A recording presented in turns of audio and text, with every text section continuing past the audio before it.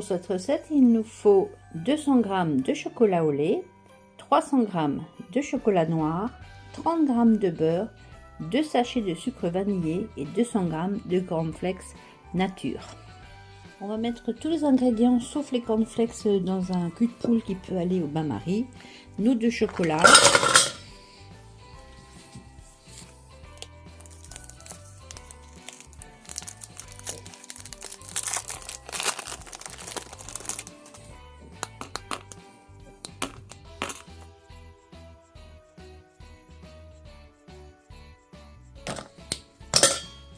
Nos 2 sachets de sucre vanillé.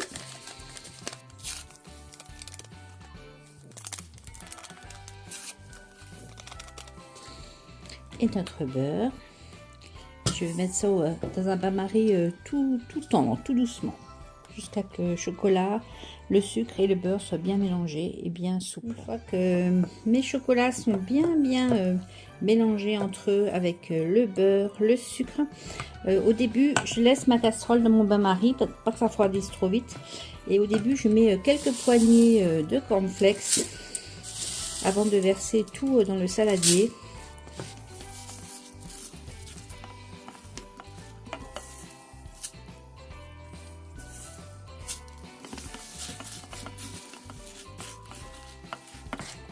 Donc je peux, tant que ça ne déborde pas, je mets les cornflakes d'abord dans mon bain-marie.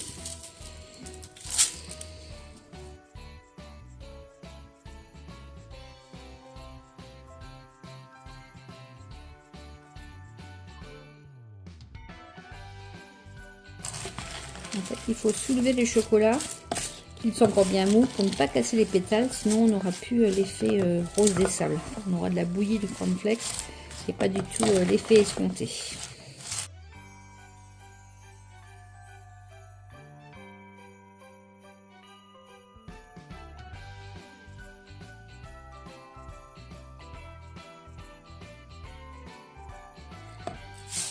J'ai réussi à mettre tous mes cornflakes sans devoir le mettre dans le saladier, ce qui est plutôt pas mal, puisque le bain-marie garde encore tiède mon chocolat pour que je puisse bien travailler. Et je le travaille toujours en soulevant jusqu'à que je n'ai plus du tout la couleur du cornflakes, mais plus que du chocolat. Quand nos pétales sont bien recouvertes, à l'aide d'une cuillère à soupe, je vais créer mes rochers. Tant pareil, que le chocolat est bien fondant.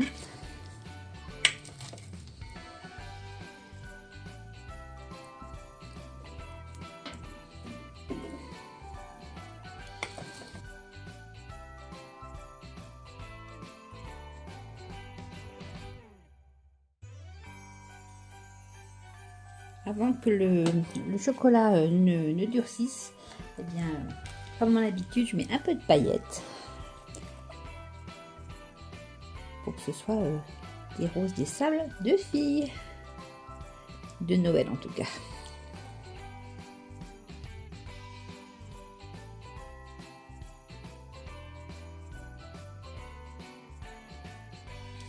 On va l'entreposer au frais. Pour ma part, ce sera dans la grange, parce qu'il ne fait que actuellement 7-8 degrés. Ce sera parfait pour que le chocolat durcisse et que les roses des sables se tiennent bien entre elles. Je vais faire toutes mes plaques avec tout mon chocolat que j'ai toujours laissé dans mon bain-marie. Il arrive parfois, je pense que là ça va être le cas aussi, qu'il reste au fond un peu de chocolat sans cornflakes. On rajoute une poignée pour pas gâcher, pour bien utiliser le chocolat jusqu'au bout. Alors la rose des sables, c'est pas du tout un bredel, mais pareil, cela si je les fais pas, eh bien mes enfants et mes neveux ils me déshéritent. Donc c'est plus une confiserie qu'on peut faire d'ailleurs toute l'année. Bon là je l'ai un peu customisé Noël, faut que ça brille, et puis on va le goûter.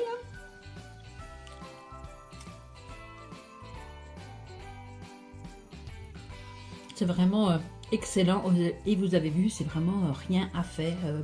Pas de cuisson particulière, pas de cuisson au four, c'est vite fait. Dans le plat de bredel, ça va jeter avec toutes ces paillettes. Et je vous dis, c'est comme les dents de loup, j'en fais jamais assez et ça part toujours en premier. Alors, pas de livre pour cette recette, on peut la trouver un peu partout. Ça, c'est celle que je fais depuis longtemps, celle qu'ils aiment bien, donc je continue. Pour l'accompagner, un café viennois. Donc là, vous connaissez la recette. Un bon café expresso si vous pouvez, de la crème chantilly et du cacao en poudre amère saupoudrée dessus. Voilà, j'espère que cette petite recette qui n'est pas une recette de bois de l'œuf vous aura plu quand même. Et je vous dis à demain pour la prochaine. Salut, peace